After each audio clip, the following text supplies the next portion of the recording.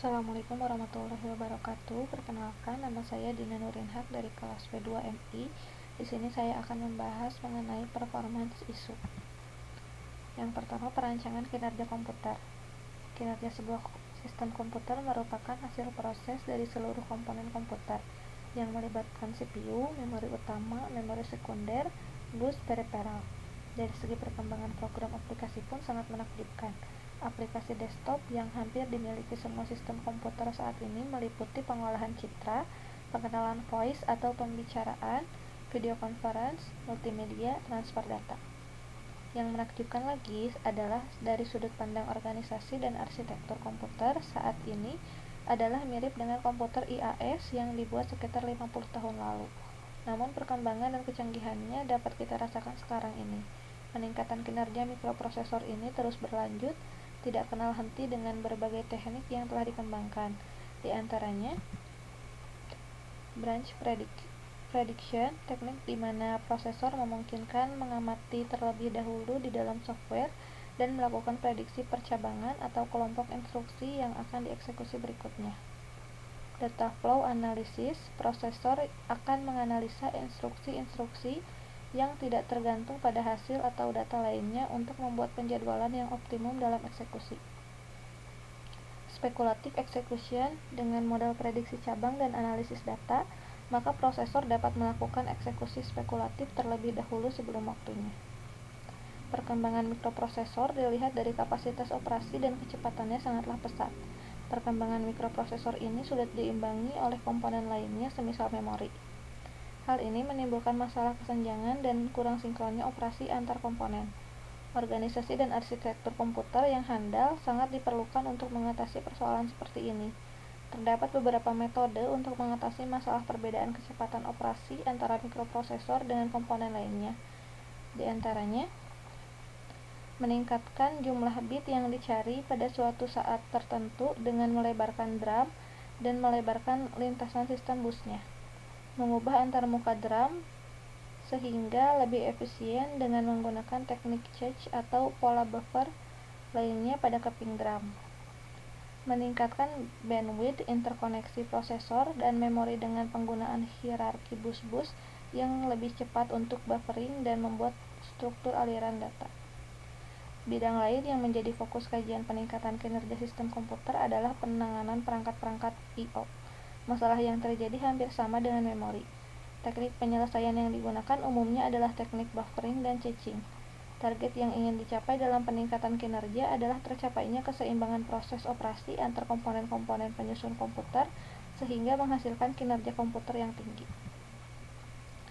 Berikutnya multicore, mix, dan GPGPUS. Multicore adalah inti unit yang membaca dan menerima instruksi. Pada dasarnya, setiap prosesor hanya dapat mengeksekusi satu instruksi pada satu waktu. Hingga datanglah teknologi dual core di mana sebuah prosesor dapat memiliki dua inti pemroses instruksi. Dengan cara ini, prosesor dapat memproses instruksi lebih dari satu aktivitas sehingga tidak terjadi antrean panjang yang membuat aktivitas deadlock. Berikutnya mix. Arsitektur MIC, Many Integrated Core atau banyak inti terpadu Intel, merupakan kombinasi dari banyak inti core prosesor ke dalam sebuah chip tunggal. Jenis prosesor ini diperuntukkan atau ditawarkan kepada para pengembang-pengembang dengan keuntungan 1. Arsitektur ini dapat berjalan sesuai standar dengan peralatan pemrograman dan metode-metode yang telah tersedia. 2. Developer yang tertarik pada pemrograman core ini bisa menggunakan standar source code sumber C, C++, dan Fortran. Source kode program yang sama ditulis untuk produk Intel. MIC dapat dijalankan dan dikomplikasi oleh standar Intel Xeon. Model pemrograman yang familiar C, C++, dan lain-lain sehingga memungkinkan para developer atau pengembang dapat berfokus pada masalah-masalah daripada rekayasa perangkat lunak. GPGPUS, General Purpose Computing on Graphic Processing Unit, merupakan jenis dari parallel processing yang mana memanfaatkan kartu grafis untuk melakukan perhitungan komputasi. GPU pertama kali dikembangkan untuk tujuan scientific computing pada tahun 2001. Algoritma yang tepat untuk diimplementasikan menggunakan GPU harus terdiri dari dua karakteristik utama, bersifat paralel dan memiliki throughput yang tinggi. Throughput adalah jumlah proses yang berhasil dijalankan dalam satu satuan waktu. Dalam hal ini, throughput yang tinggi berarti bahwa algoritma tersebut dapat memproses banyak data dalam satu satuan waktu. Salah satu contoh aplikasi yang paling sering digunakan adalah aplikasi yang memanfaatkan algoritma pixel-based classification pada kasus computer vision dan image processing.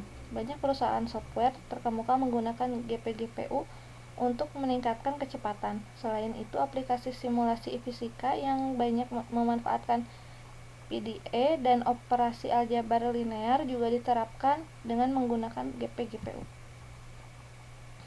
Lalu ada dua hukum yang memberikan wawasan. Yang pertama, hukum Amdahl. Hukum Amdahl atau Amdahl Law adalah prinsip dasar dalam peningkatan kecepatan proses suatu komputer. Jika hanya sebagian dari peralatan perangkat keras ataupun perangkat lunaknya diperbaharui atau ditingkatkan kinerjanya, nama Amdahl diambil dari seorang arsitektur komputer terkenal di perusahaan IBM, Jan Amdahl, yang pertama kali menyalakan uji formulasi ini. Formulasi atau hukum ini banyak dipakai dalam proses komputasi paralel untuk meramaikan peningkatan kecepatan maksimum pemrosesan data secara teoritis jika banyak prosesor di dalam komputer paralel tersebut ditambah. Selanjutnya, hukum Little. Dalam Little's Law, kita dapat meningkatkan kecepatan proses atau menurunkan proses lead time dengan dua cara. Satu, menurunkan time trap sehingga exit rate dapat meningkat. Ingat dalam formula di atas, proses lead time berbanding terbalik dengan exit rate. Misalnya untuk ilustrasi di atas adalah menjadi 1 item per 8 detik.